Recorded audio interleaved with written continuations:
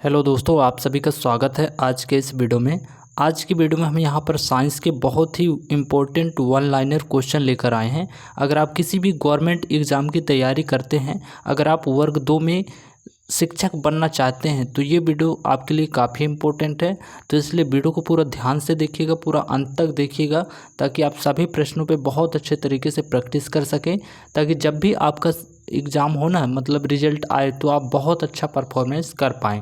तो इसलिए वीडियो को पूरा लास्ट तक देखिएगा ताकि आपको सारी चीज़ें बहुत अच्छे तरीके से समझ में आ सकें।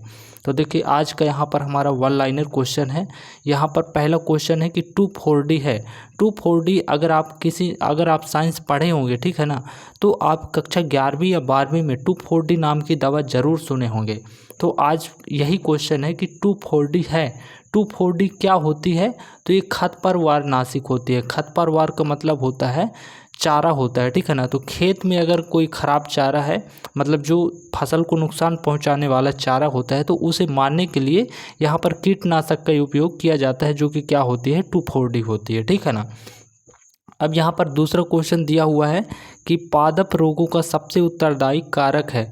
पादप का मतलब होता है पेड़ पौधे, ठीक है ना। मतलब जैसे हमारी फसल हो गई, वो भी एक रूप से पौधे ही होते हैं।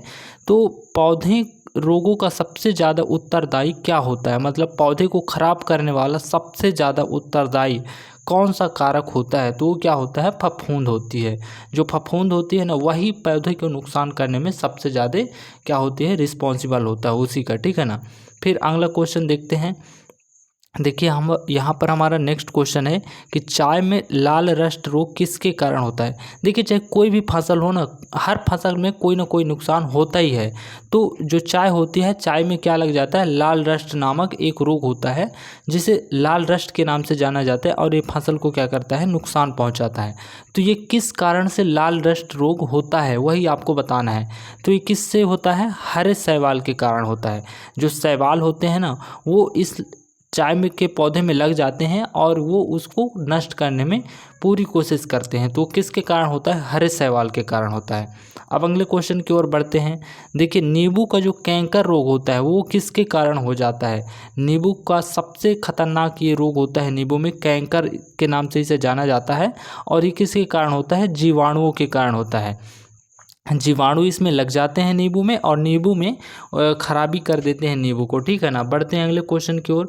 देखिए, हमारा यहाँ पर नेक्स्ट क्वेश्चन है कि अग्नि निर्जर रोग संबंधित है। किससे संबंधित होता है? सेब से। जो सेब में होता है, ये क्वेश्चन बहुत बार पूछा जा चुका है, ठीक है ना। क्वेश्चन को ढंग से समझ लीजिए कि जो अग्नि निर्जर होता है, ये किस चीज़ में ये रोग होता है? तो सेब में होता है। अगला क्वेश्चन है कि पत्तियों को हरा रंग प्रदान करता है। कौन प्रदान करता है? जो पत्तियां होती हैं हरे रंग की क्यों होती हैं, किसके कारण होते हैं? तो वो होते हैं क्लोरोप्लास्ट के कारण। जो क्लोरोप्लास्ट होता है वो पत्ती में उपस्थित रहता है, इसी वजह से जो पत्ती होती है किस रंग की होती है? हरे रंग की होती है। अगला देखते हैं। संसार का सबसे बड़ा परितंत्र है, जो ये दुनिया है ना, ये जो धरती है, पृथ्वी है, तो इसमें सबसे बड़ा परितंत्र किसका है? तो वो होता है सागर का। सागर का इसलिए क्योंकि इसमें बहुत सारे, देखिए आप खुद ये मतलब सोचिए ना कि जो पृथ्वी है, पृथ्वी में 71% पर क्या है? पानी है, ठीक है ना। तो और यहाँ पर 29% पर क्या है? थल है, ठीक है। तो ज़्यादातर जो एरिया है ना, किसका है? पानी वाला एरिया है। तो उसमें बहुत ज़्यादा अनेक प्रकार के जीव जंतु पाए जाते हैं, इसलिए संसार का सबसे बड़ा परितंत्र क्या होता है? सागर होता है, ठीक है। अगले क्वेश्चन की ओर बढ़ते हैं। देखिए, यहाँ पर हमारा नेक्स्ट क्वेश्चन दिया हुआ है कि कौन सी गैस पृथ्वी पर हरित ग्रह प्रभाव, हरित ग्रह प्रभाव का मतलब आप समझते हैं। तो ऐसी कौन सी गैस है जो पृथ्वी पर हरित प्रभाव, जो हरित प्रभाव है उसमें सर्वाधिक योगदान देती है? तो क्या कौन सी गैस होती है? Carbon dioxide. जो हरित ग्रह प्रभाव होता है वो सबसे ज़्यादा किसके कारण होता है? कार्बन डाइऑक्साइड के कारण। क्योंकि ये जो कार्बन डाइऑक्साइड गैस है ना, तो पृथ्वी की सतह पर क्या कर देती है? छा जाती है, और जो वहाँ से सनलाइट होता है उसको आने देती है, लेकिन उसे पृथ्वी की सतह से बाहर जाने से रोकती है, जिस वजह से जो होता है पृथ्वी का जो टेम्परेचर होता है बढ़ जाता है, ठीक है। अगला क्वेश्चन है कि चिकित्सा शास्त्र का जनक किसे कहा जाता है? जो चिकित्सा शास्त्र है ना, वो उसका जो जनक है कौन है?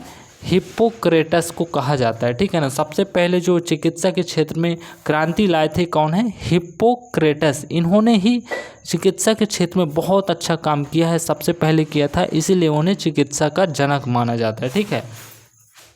अगला क्वेश्चन है मछलियों से संबंधित अध्ययन कहलाता है। जो मछली होती हैं वो कैसे, मतलब उनका खान पान क्या है, उनकी बीमारियां क्या हैं, उनको कैसे उनकी उपज को बढ़ाया जा सकता है, इन सभी चीज़ों का जो अध्ययन होता है ना, वो अध्ययन क्या कहलाता है? इक्थियोलॉजी कहलाता है, इक्थियोलॉजी कहलाता है, ठीक है ना। ध्यान से समझिए, जो मछलियों का अध्ययन है वो इक्थियोलॉजी कहलाता है, ठीक है। अगला क्वेश्चन है घाव का अध्ययन। जैसे घाव होता है ना, मनुष्य के शरीर में कहीं पर भी घाव गुर्दे हो सकते हैं, तो उनका एक प्रॉपर रूप से एक अध्ययन होता है, जिसे क्या कहा जाता है? ट्रोमेटोलॉजी कहा जाता है, ठीक है ना।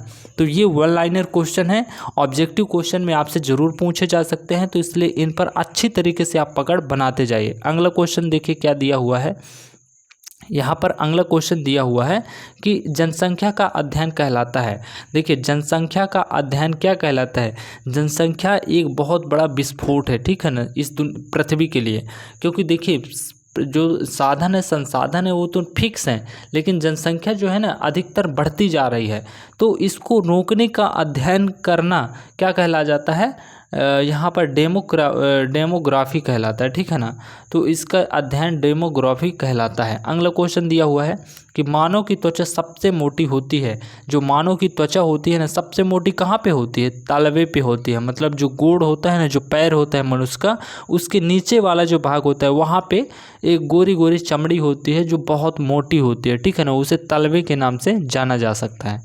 फिर अगला क्वेश्चन दिया हुआ है कि कोशिका में पाए जाने वाला आनुवांशिक पदार्थ है। देखिए जो कोशिका में पाए जाने वाला आनुवांशिक, मतलब आनुवांशिक का मतलब होता है कि जो मनुष्य के गुण हैं, माता पिता के जो गुण हैं, अगले बच्चों पे कैसे जा रहे है ना, ये क्या उनमें अगली इन्फॉर्मेशन रहेगी, इसे ले जाने वाला जो एक पदार्थ होता है उसे क्या कहते हैं? डीएनए कहते हैं। तो ध्यान से समझिएगा क्या कहलाता है? डीएनए। अगला क्वेश्चन दिया है कि योग्यता की उत्तरजीविता का प्रतिपादन किसने किया था? तो किसने किया था? डार्विन ने किया था, ठीक है। अगला क्वेश्चन है कि मानव के शरीर में एंटीबा हिस्टोलिका पाया जाता है। एंट एमीबा हिस्टोलिका कहाँ पाया जाता है मानव शरीर के? तो वो होता है आंत में पाया जाता है, ठीक है ना। तो चलिए आज की वीडियो को यहीं पर समाप्त करते हैं। ये क्वेश्चन काफ़ी इंपॉर्टेंट थे, आपने इन्हें अच्छे तरीके से पढ़ चुका है, ठीक है ना।